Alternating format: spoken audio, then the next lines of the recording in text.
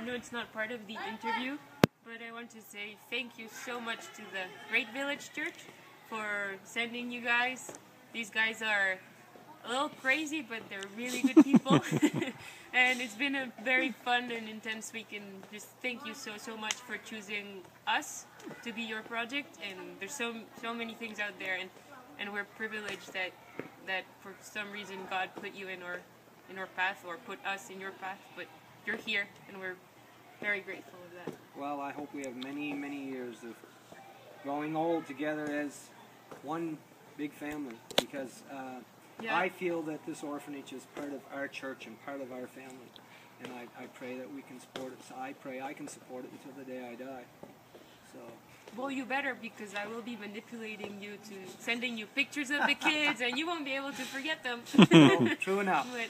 True enough. Yeah, but going back to the point, I think yes, sponsoring kids is one of the most important things you can do. And the school they go to is a Christian school. They have really good teachers. It's smaller classes. Most of our kids have learning disabilities because of malnutrition or even emotional issues. So they really need a lot of tutoring, a lot of particular attention, and they get it at the school. They get a lot of nurture, which you won't find in the public system at all. The other bonus is they're learning English, so as old farts, you don't have to know so much. Right? Yeah, they learn a little bit of it. Roland. Okay. So what encourages you the most spiritually? There's different things.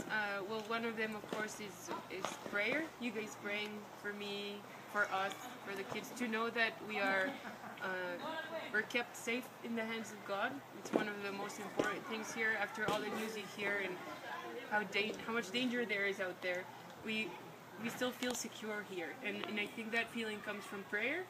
And also, I was just telling Tina this week that the fact that you guys come, it just sometimes reminds me of why I'm here.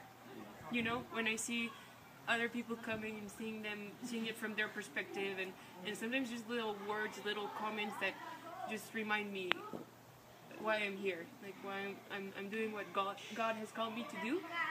And some days you just sort of need that reassurance, you know, that little boost that tells you, okay, yeah, I'm on the path I should be. So that's encouraging too. Yes, and you're never alone. We are always praying. I pray for the home every morning, as I know a lot of people in our church do. So, what are your hopes for the following year? Oh, hold on. The maple syrup was really encouraging. Thank my wife Kathy for that. Thank you, Kathy. Yeah. For the following year, okay, I can't tell you specifically 1 year because things depend on donations, right? Yeah. We would like to get this, you see there's a wall around everywhere. We would like to get it not only fenced, but secured, like real security, not just a fake. So to be able to put barbed wire and things like that, that would be a priority. And then a little long term would be to have a little recreational sports center for the kids to be able to play soccer or basketball or learn team sports. So I have another question. Yes. If the auction came up and there was enough people in our church that were willing to come down, we have some very gifted people in our church that are very good at gardening.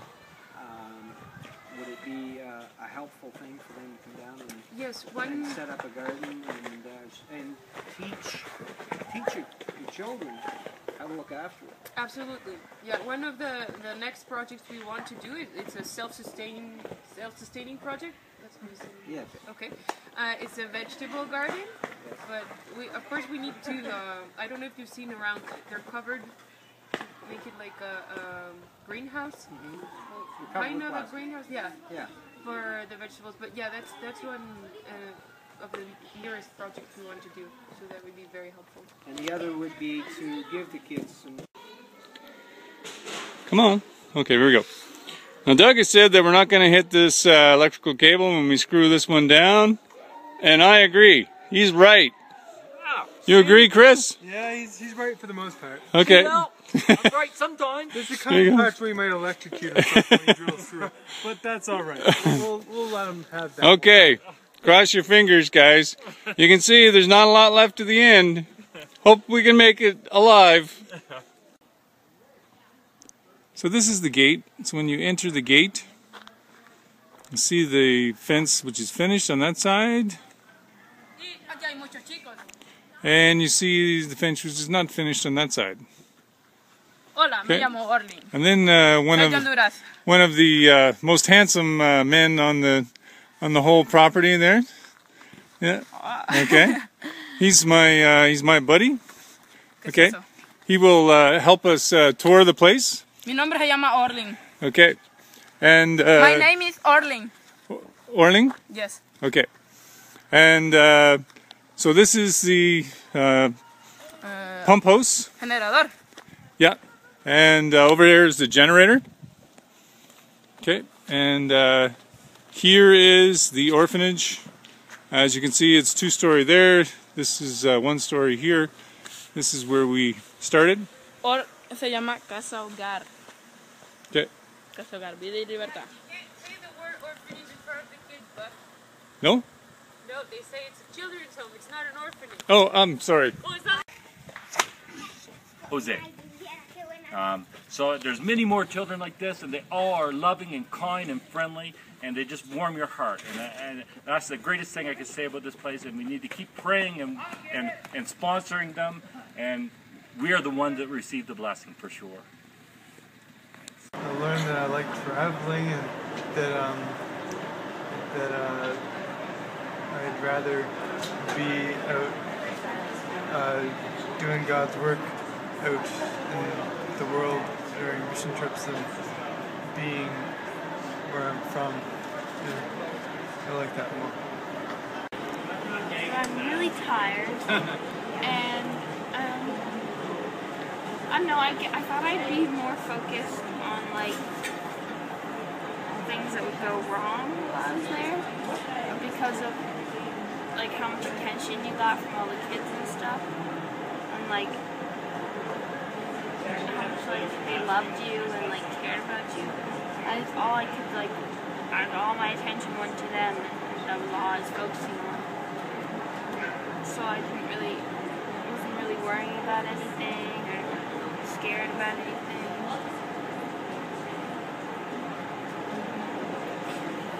I learned things that both Jessica and Doug learned. Which is About loving people and how important it is. Keep relationships before materialism. That is what I learned. For me, the orphanage and the Jamaican ladies and the Mexican men have to be a priority as far as my missions go. So anyone that wants to get into missions, just remember, once you're committed, you're committed. And try not to fall short on it. That's all I've got to say about it. And anyone that wants to go, when you're going to the home, you want your heart broke, it will be broken. So prepare yourselves. you know, getting to know them and letting them let us into their life really meant a lot. Getting to really know them and getting to become part of their world is a life-changing experience. Is it hard to leave? Yes! Would you like to stay? Yes! Does it break your heart? Yes! Anything you'd like to say to the people back home? Don't come! It will be too sad if you leave! Or Keep sending us back. Yeah, okay. keep sending us back. Yeah. We want to come back this summer. Every week. Every week? You want to stay here forever? See, pretty much. Okay. Say hasta No! Tranya. Hasta la Tranya. See you next year. How do you say see you next year? Okay, guys. What? know it's hard, but we gotta go. And you? See you next year.